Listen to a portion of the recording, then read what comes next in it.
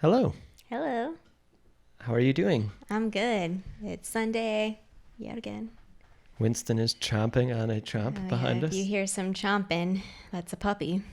It's if it doesn't go into the audio, that's good because it will keep him distracted. But if it does, we're gonna have to find something else. Yeah, he's been having some anxieties Yeah, lately. he is. Poor little puppy. Peeing on the sidewalk. He's peeing on this. Yeah, just straight up on the cement.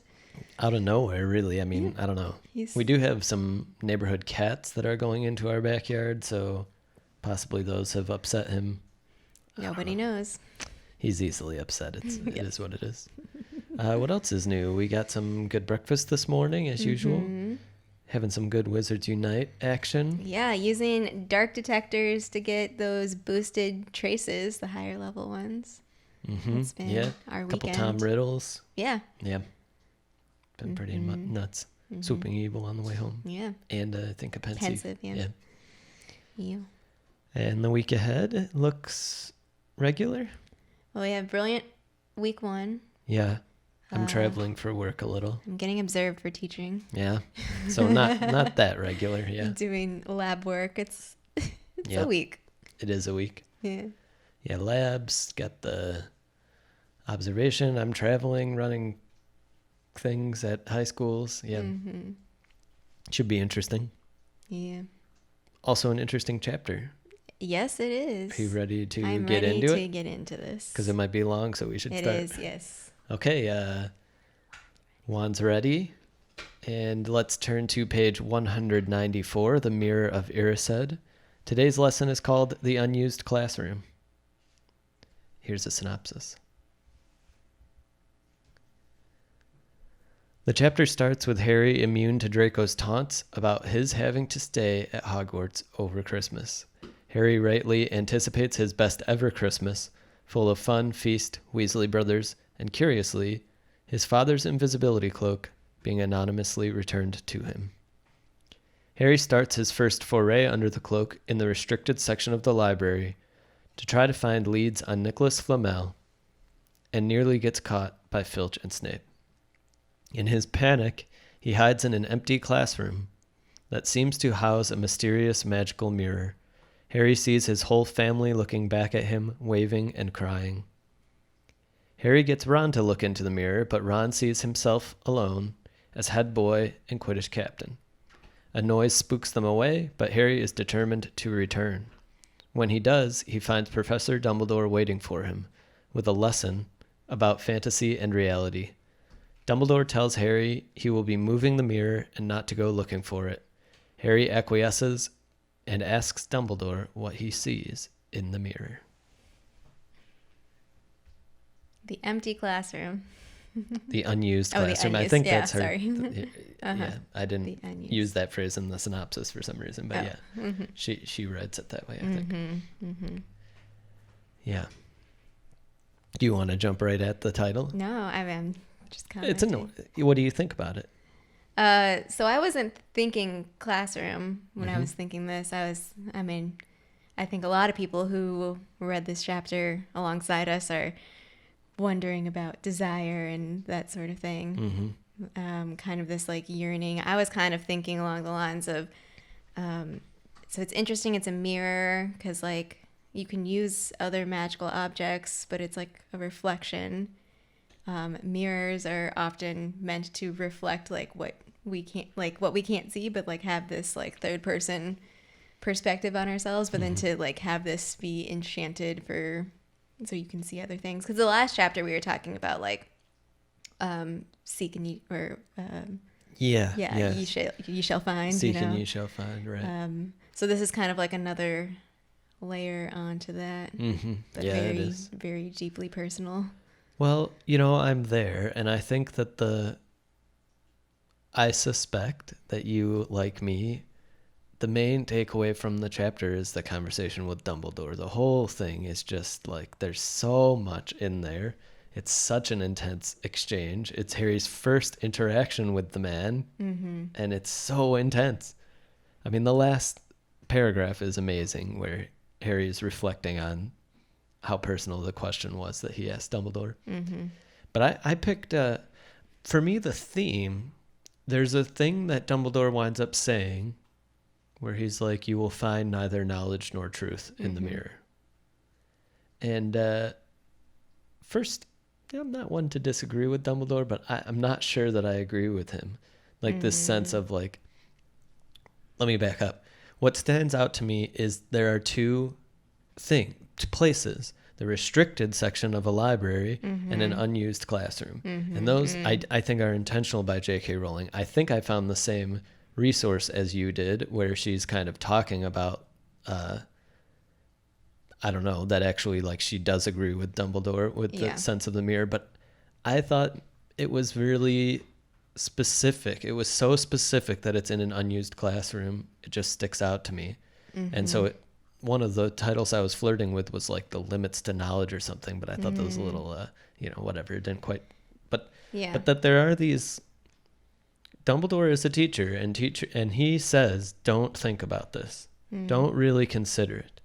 I mean, he has like a little lesson for Harry. They do learn something. Harry learns something from this conversation and his experience with the mirror. But Dumbledore seems to say like, no, this mirror is like a lie. Like, don't pay attention to it. Well, it's interesting also to think about, because we've talked about like access to knowledge before on the podcast, and like what is it that they study, what is it that they don't study, and so this idea of like the old null curriculum.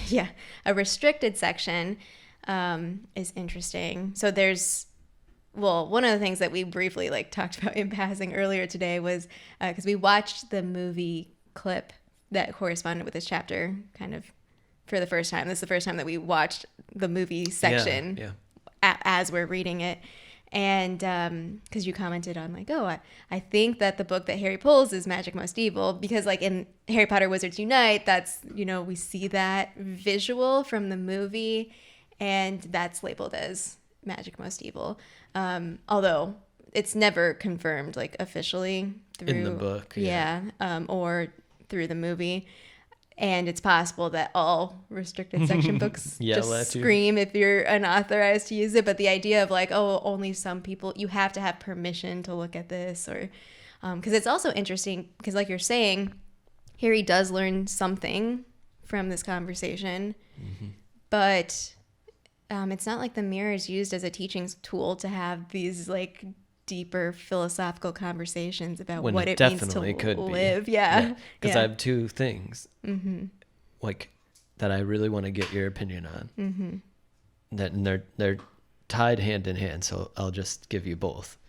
So the first part is a bit longer. So Dumbledore claims that the mirror would function like a normal mirror for the happiest man in the world. Yeah, I wrote something in my What do you have? I'm not sure that that's true. Bingo. I said I wonder if he's wrong. I literally wrote, I was like, because he says that, and it's like, I just don't know if it's possible for humans. Because one of the things that I was thinking about also is this, we've talked about this endlessly, of this like endless search for fulfillment.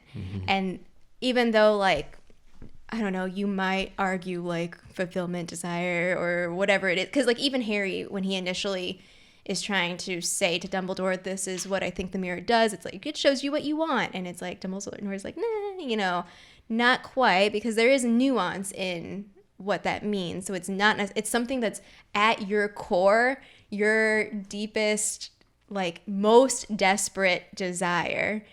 And I feel like if it's something so foundational to your core that it's like there, I mean, it could shift over time slightly, but we've talked about all of these characters and their like very deeply seated insecurities. And Dumbledore also just like lays out like when he's like, oh, your parents, and Ron like is overshadowed by his siblings. Like he just lays it out there and is like, this is your thing.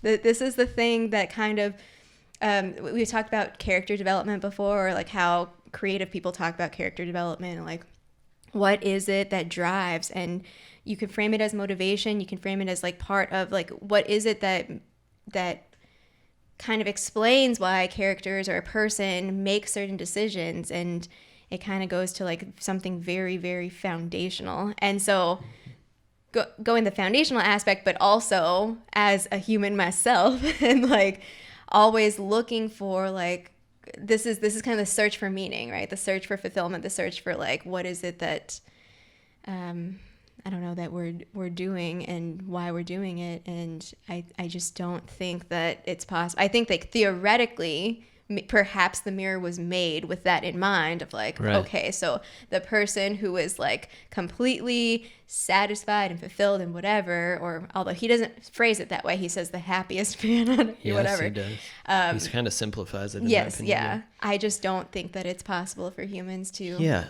My thought experiment was, let me just imagine this person. Like, what would they be like? Mm-hmm. And like, I'd like flirted with the idea of like a Buddha or like somebody in some sort of Zen state, like contentedness, complete contentedness. Is that like going to be a dynamic thing? Like through time, even as they're sitting there, they don't change at all. They're like content with at the beginning of their mirror sit and at the end, like they stay the same. And I don't buy it.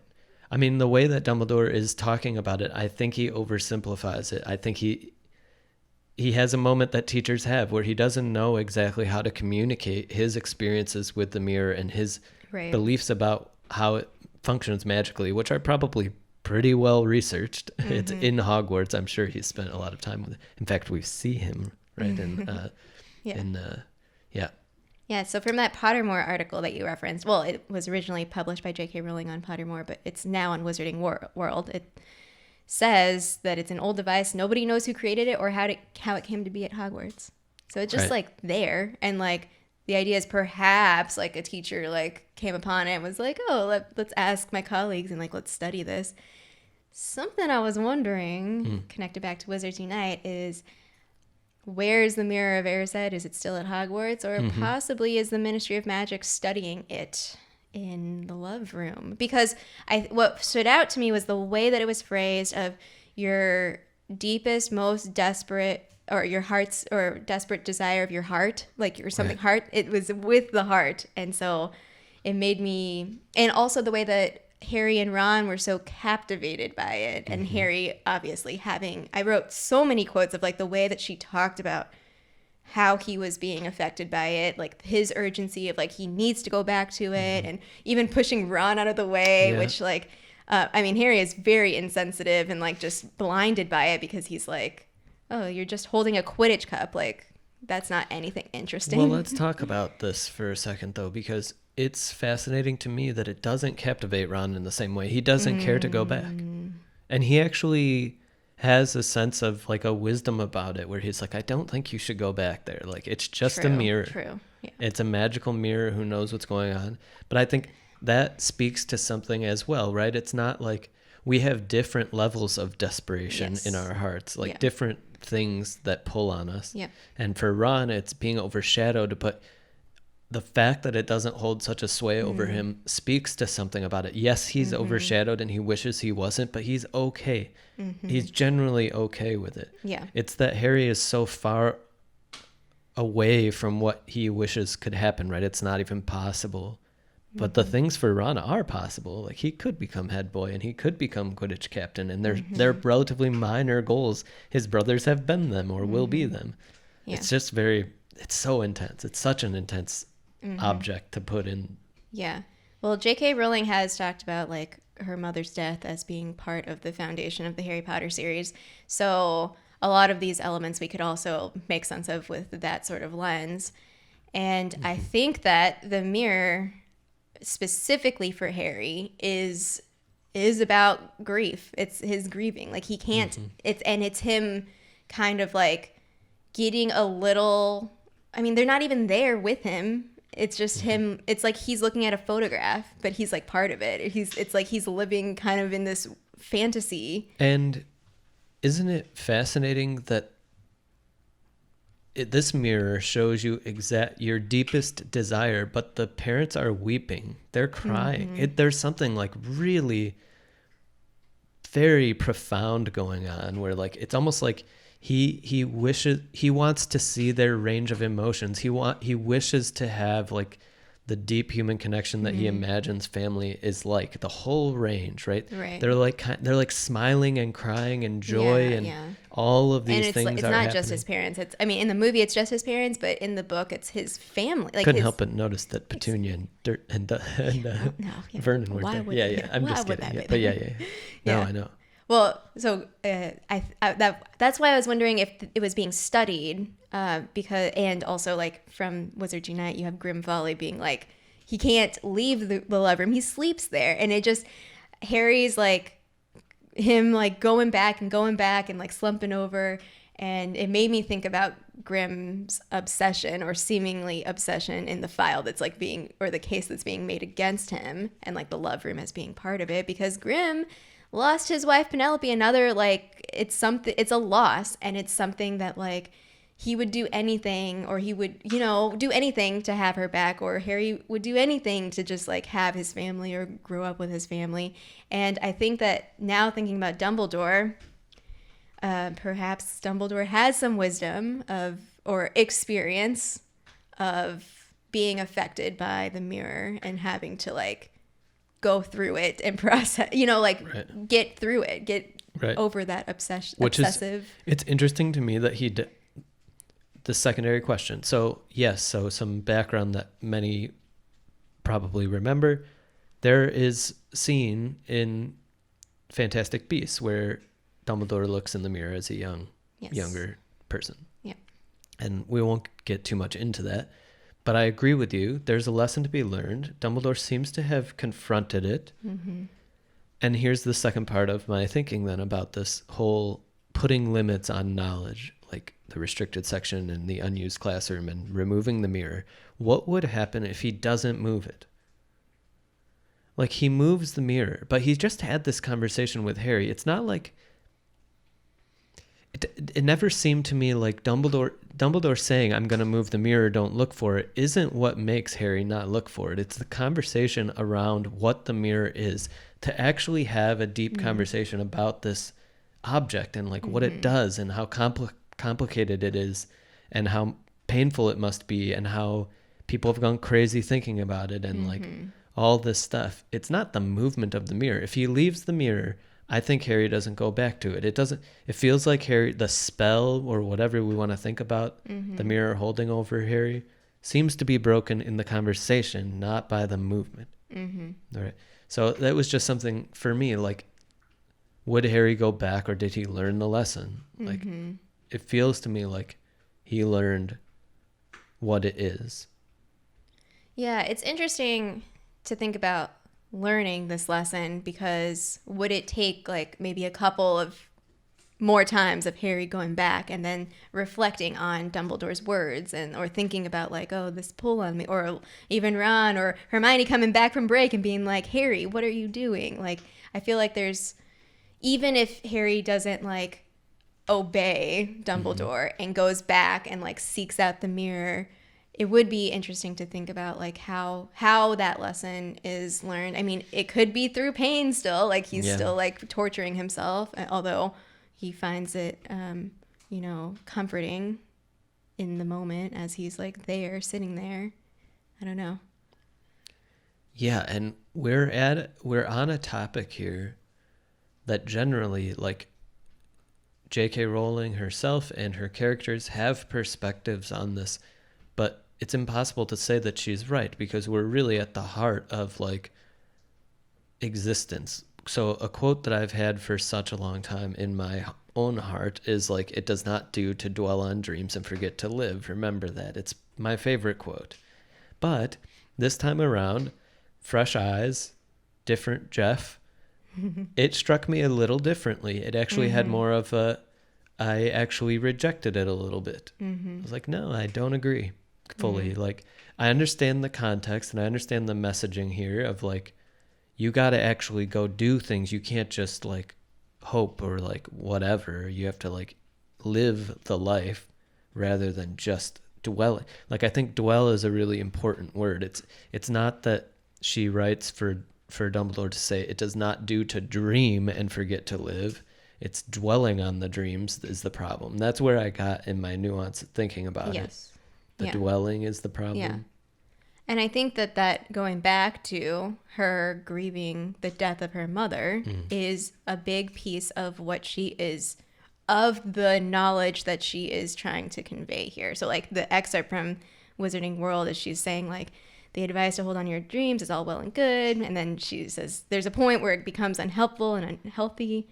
Harry's deepest yearning is for something impossible, the return of his parents. Desperately sad though it is that he has been deprived of his family, Dumbledore knows that to sit gazing on a vision what he can never have can only damage. So like, I don't know. I think that it is kind of specific. And like you're saying, like we have different, perhaps when you're looking in the Mirror of Erised now, it's not something that totally captivates you, that like holds on to you. Like if she were looking at the Mirror of Erised at the time of writing this book. So, I mean, going back to your original point, like, no, I don't think that it's possible to just straight up see your reflection because things happen, things change.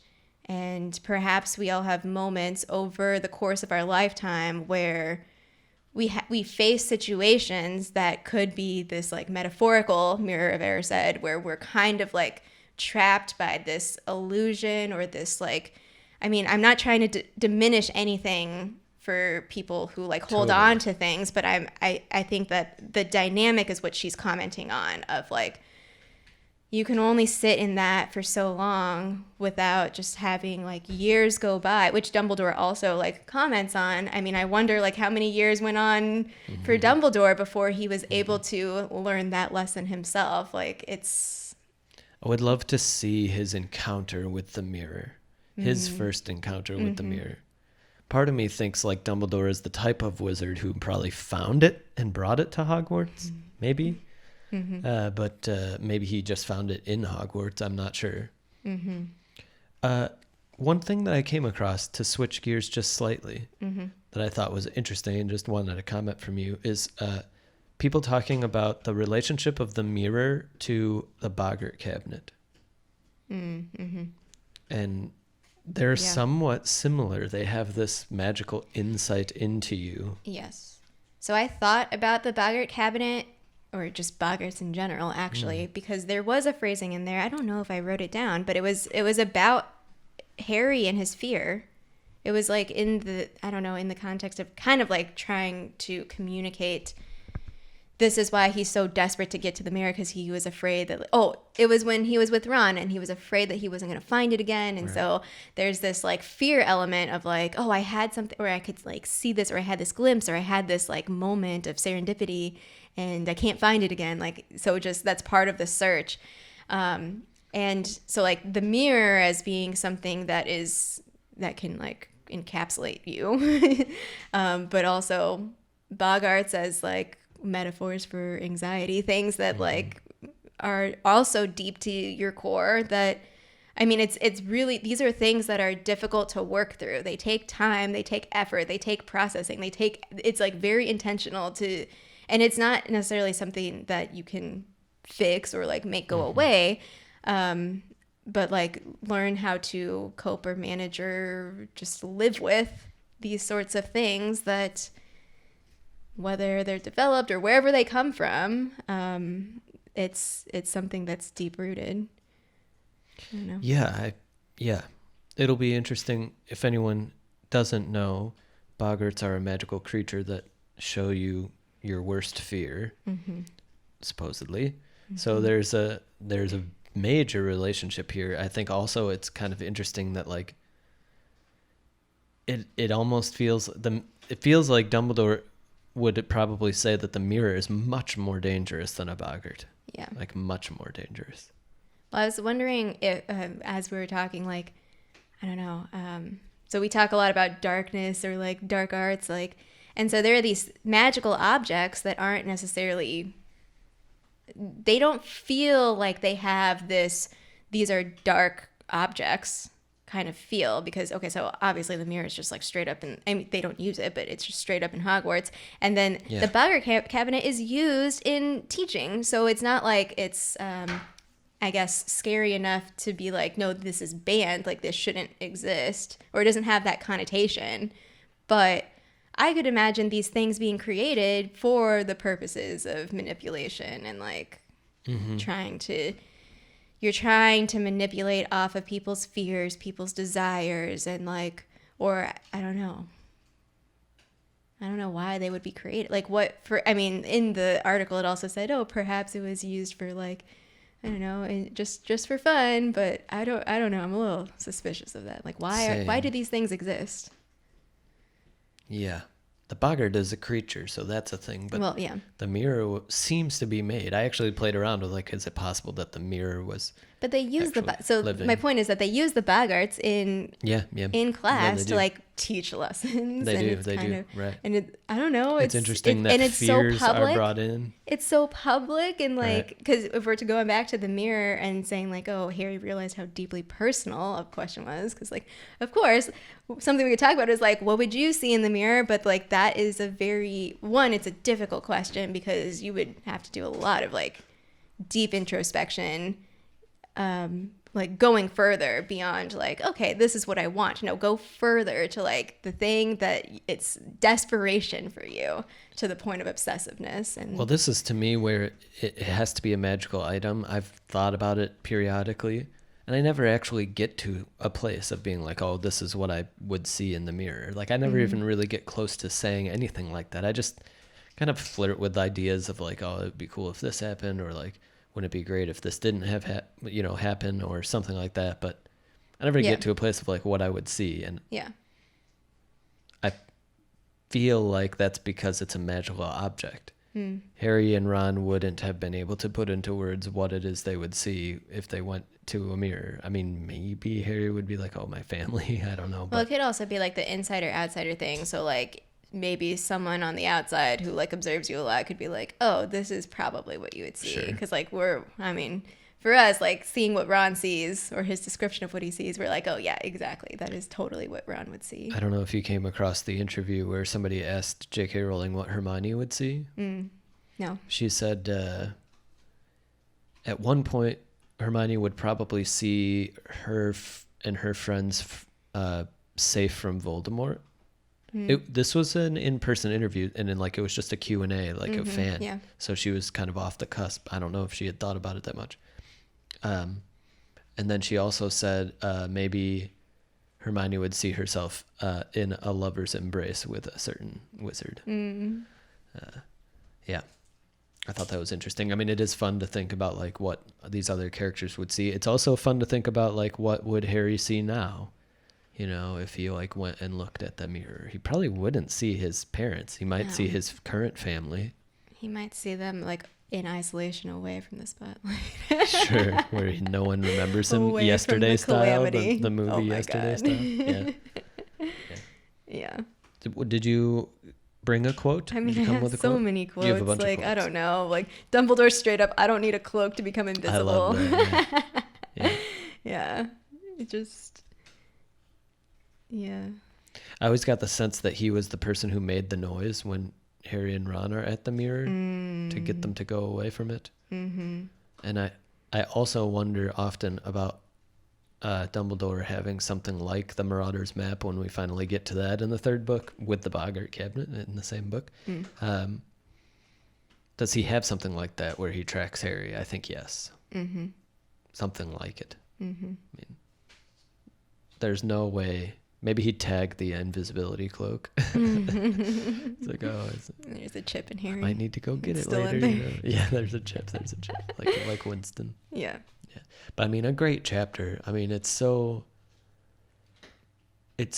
powerful from a writing standpoint to have this like very I don't know, enigmatic Dumbledore relative to Harry. Like, oh, he's up, he has Percy about him, and like he sees him eating, but like there's no interaction. Then the first interaction is around something this intimate, and it's just so beautiful the way that she closes the chapter, to have Harry just kind of like innocently asking because he's curious. So, and then like later Harry's like, wow, geez. Yeah. And to have Dumbledore like probably lie. Yeah. And it just is so great. I don't know. Well, it's around Christmas time too, so it's like, and he got the invisibility cloak with that note. Use it well. Use it well, like before your father died. So like all of this is just screaming of like, you know, Harry misses his family. He's finally at this wizarding school, but he doesn't have his family to share it with. It feels possibly purposeful, right? I mean, Dumbledore is not, he's many things. He's not careless. He doesn't, if he believes that the mirror is this dangerous, he doesn't leave it just out, you know? And yes, he moves it. Maybe this is a reminder. Maybe he has many, many things on his mind and like can't keep track of everything. But yeah, it feels like it could be a happy accident for him that like this has happened and this was the way that he could connect with Harry for the first time face to face, talking about something like this with him. Because he even says something, you know, spoilers, like maybe if you come across it again, you know. Yeah. Dumbledore is just a mystery. Perhaps like, I don't know, it's a winter holiday. There's not that many people there. Maybe the unused classroom was meant for this lesson at this time, like you're kind of suggesting. Or the unused, okay. Yeah, for sure. I just, the symbolism there of like an unused classroom just grabbed me in the moment. I was like, unused classroom. Well, it's hard to find. And also, Dumbledore doesn't teach any subject. So this is specifically the special And what gets learned in that classroom? Like, why is it not just part of it to talk about the mirror, bring it into classroom and be like, we need to talk about this thing because like you all need to know about yourself in order to be like better wizards and witches. You know, you got to have some sort of principle and core understanding. I don't know. That's where I go. Yeah. Anything else for you? I want to know what Malfoy would see.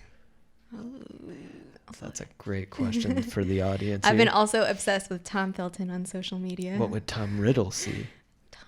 Thomas Riddle. What would Tom Felton see? Yeah, Tom Felton. What would Winston see? Himself right now. Oh my gosh. He's chewing on this stuff. Exactly. Well, we're cruising along. Yeah. Ready? Yes, I am ready. All right. Until next time, then. Wands ready.